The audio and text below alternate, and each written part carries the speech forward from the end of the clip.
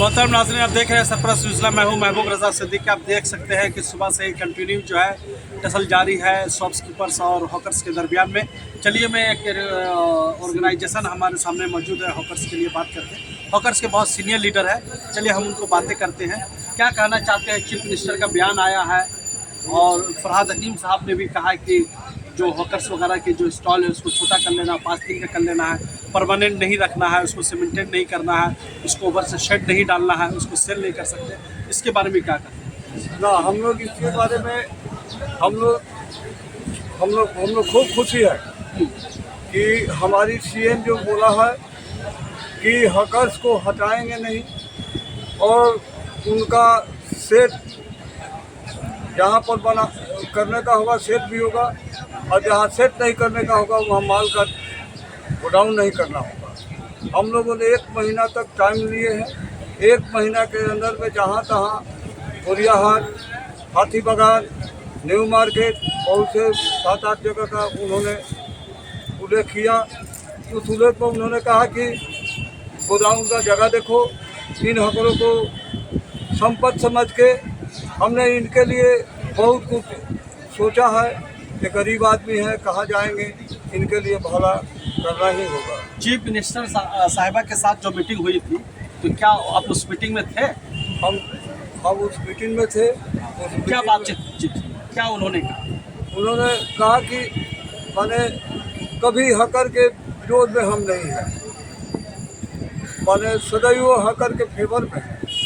काहे से ये असंगठित कर्मचारी हैं, इनको हम कोई नौकरी चाकरी नहीं दे सकते हैं, इनको हटाए नहीं करें। इसे रूमर फैलाने वाले लोग फैलाते हैं कि देखो देखो आज ममता बनर्जी हकर को उठा रही है, मगर हम अपने तरफ से करते हैं कि ये असत्य है कहने वाले।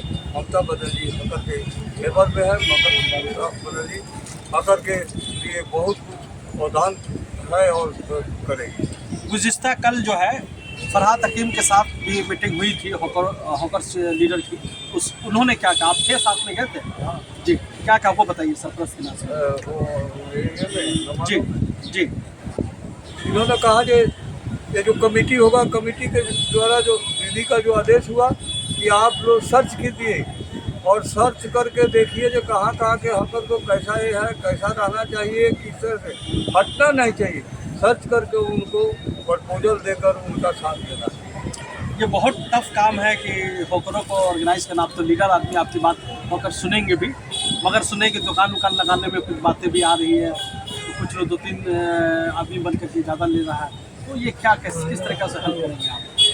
हमारे दुकान मतलब वही स्टॉल जो है, मेरे कहने का मतलब है स्टॉल ना दुकान जो है, ये भी हमने सुना कि बहुत से आदमी हैं कि एक स्टॉल बहुत बड़ा किए हुए हैं, इसलिए स्टॉल को औकात में रखना है। अगर 2 संगठन है, 3 संगठन है, अगर 5 foot by 3 foot, 3 foot by 2 foot अगर सबको अटता है तो ब्लैक टेप से एक करके और ऊपर उसी तरह माप करके अकल प्रशासन के संग हम लोग को बैठक होगा और बैठक करके वो करने का आदेश दिया था। अपना नाम और डिजिग्नेशन बताइए।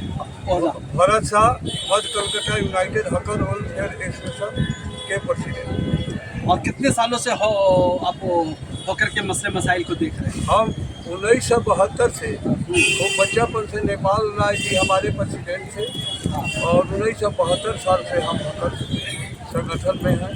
संगठन के उसी समय से हम जनरल सेक्रेटरी इस संगठन में। बहुत बहुत शुक्रिया भरत साहब। हमारे सामने में लकी जी है, क्या करना चाहते हैं? देखिए, हमारे जोर से साहब जो बोले हैं सही बोले हैं, इस पर समर्थन है। स्पीक लाउड है।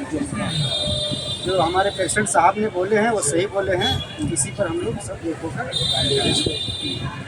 और दुकान का मसला जो मसाइल है, तब तक आज तो लगाने की तो बात थी, शायद आज जो बात हुआ है कि वो कल परसों से मसला जो भी है हल हो जाएगा। अपना नाम और डिजिग्नेशन बताइए। लखीनाथ सौ और क्या यूनियन क्या आप है? मतलब जनरल सेक्रेटरी। ठीक है, बहुत बहुत शुक्रिया हमारे साथ जुड़ने के लिए।